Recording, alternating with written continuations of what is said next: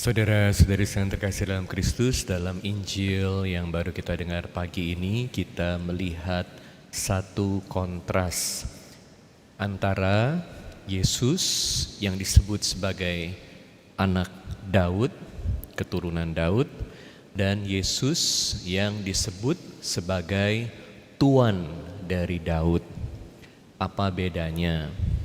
Sebagai anak Daud, keturunan Daud, Yesus dilihat sebagai Mesias yang akan membebaskan umat Israel, yang membangun kerajaannya di dunia sebagai pemimpin dunia. Kita tahu bahwa Yesus membawa kebebasan untuk umat Israel, tapi lebih daripada sekedar membangun kerajaan di dunia, Yesus adalah Raja kekal. Raja kekal.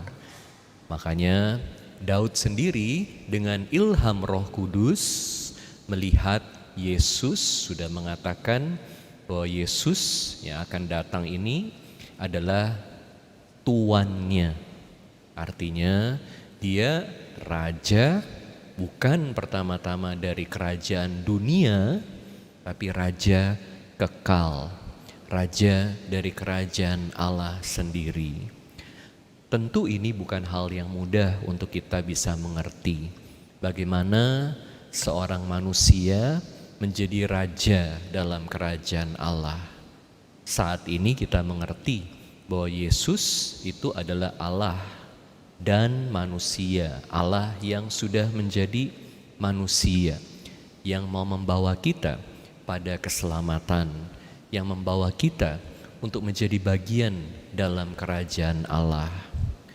Seperti para ahli Taurat, kalau kita hanya memakai akal budi kita saja, kita tidak mampu untuk masuk ke dalam misteri Allah dan membangun hubungan yang lebih dalam dengan Kristus yang adalah Raja dari kerajaan Allah. Seringkali kita hanya terjebak dengan berbagai pemikiran dan kemauan kita sendiri saja. Maksudnya apa? Kalau kita terjebak hanya dengan pemikiran dan kemauan kita sendiri saja, kita akan meminta kepada Yesus, mengikuti Yesus hanya untuk mendapatkan berbagai nilai, berbagai hal yang berharga yang dunia bisa berikan. Jadi kalau kita tidak mendapatkan apa yang kita inginkan, misalnya kita mau ikut Yesus supaya dapat banyak berkat material, tapi udah novena, udah doa, masih belum dikasih. Kita kecewa karena kita melihat Yesus hanya sebagai Raja dunia, padahal Yesus punya maksud lain yang dia mau supaya kita lakukan. Jadi seringkali kalau kita hanya melihat Yesus sebagai Raja dunia, berbagai hal yang kita tidak dapatkan dari Yesus membuat kita menjadi kecewa. Bahkan kita bisa meninggalkan Yesus. Tapi kita harus ingat bahwa pertama-tama Yesus adalah Raja kekal. Apa pemberian yang Yesus mau berikan kepada kita yang paling berharga? Keselamatan.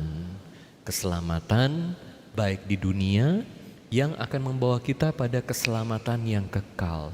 Ini yang paling penting.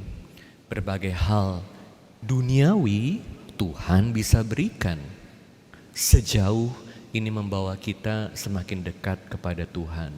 Tapi ada saat di mana kita tidak mendapatkannya.